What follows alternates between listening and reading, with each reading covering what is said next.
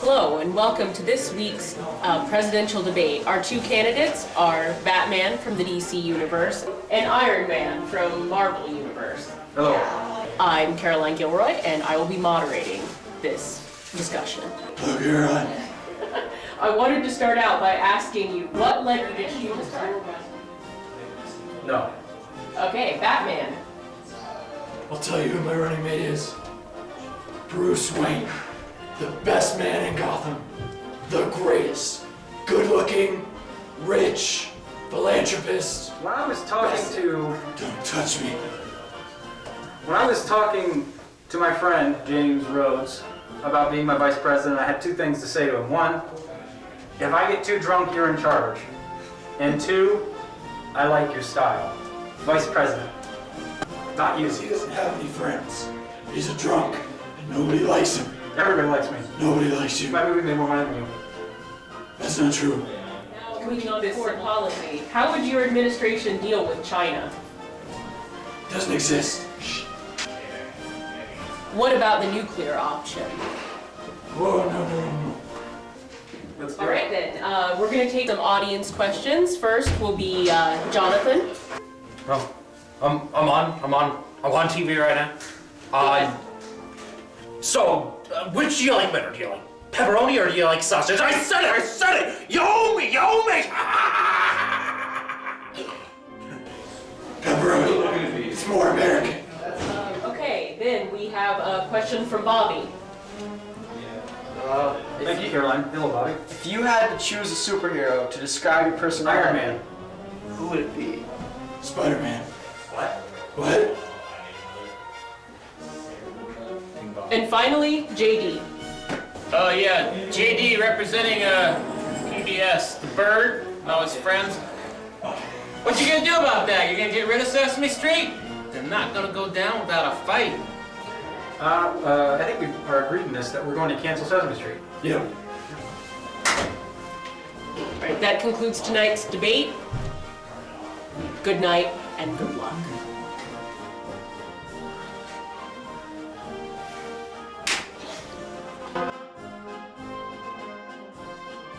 Hi everybody and welcome to the Packrat Show. I'm Jonathan. And I am Jack.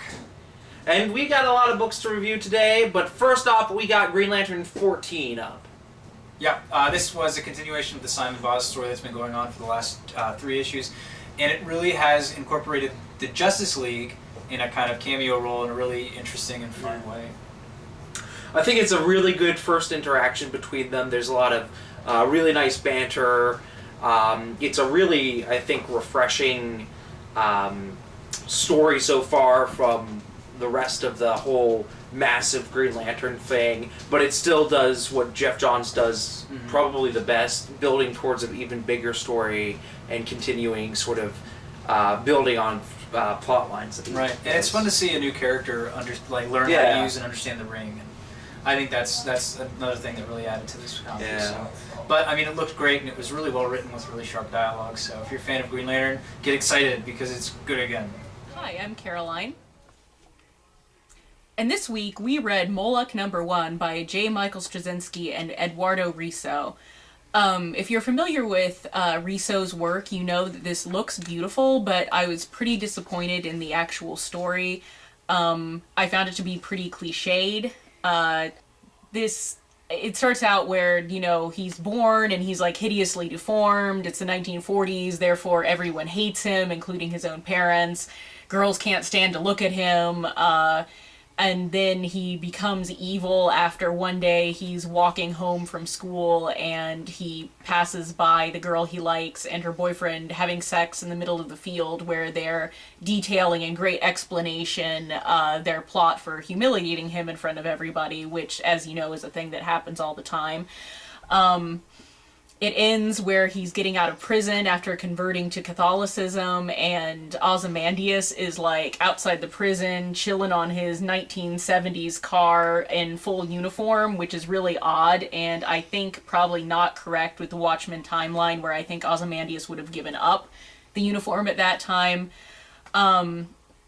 So I didn't really like this that much, but if you're really interested in delving into the history of Moloch or some of the backstory of Watchmen, you might enjoy it, and the art is very good. This week I read Shadowman #1 from Valiant Comics, and it was pretty good actually. I haven't read any of the Valiant stuff yet, but this had an interesting kind of occult feel to it. It was set in Louisiana. I do wish there was a little bit more voodoo type stuff going on in it, because I think that would have really boosted up the uniqueness a little bit, and the art was a little bit weak, but on a conceptual basis I actually really enjoyed it, and I'm interested to see what happens next. And Jamie's so happy that I'm finally reading a Valiant book. Today's description of Transformers Regeneration 85. We begin our story on Earth in the future, where it's all blown up and stuff, and Prime's like, oh, I feel such hate and anger, but I gotta control myself. Or maybe I won't listen to myself, and it's like, oh, Megatron, Megatron. And then he's like, ha, we're gonna have to kill each other or something. And he's like, oh, no, I won't kill you, and you won't kill me, ha. But then he's like, an Autobot soul. Meanwhile, Cup is all like, and then First Eight's like, hey man, what are you doing? And he's like, give me a gun. He's like, oh, he suddenly talk now. And he's like, bye-bye, Ratchet. This was a mercy kill. And then he's like, oh, hey man, we're locked out of our house. Hot Rod, you're stupid. You should have known that you should have had your Autobot keys, and that if Soundwave ever got in, he would lock the door behind him. It's just dumb. And so then they disarm all these nuclear weapons, and then Galvatron's like, oh, I'm alive. The end. Johnny Thunder, Luke Kane. Thank you for tuning into the Packrat Show this week, everyone. I'm the Creature, this is Frankenstein's monster, and that's a zombie. Joey Tribbiani, friends. What about you? Dipping your pen in company ink. I don't know what that means. Did you have sex with somebody that you work with? Yes. Yeah. Multiple. See, he's not denying it. Let's start talking about the 4 young boys you endanger on a weekly basis. Weekly?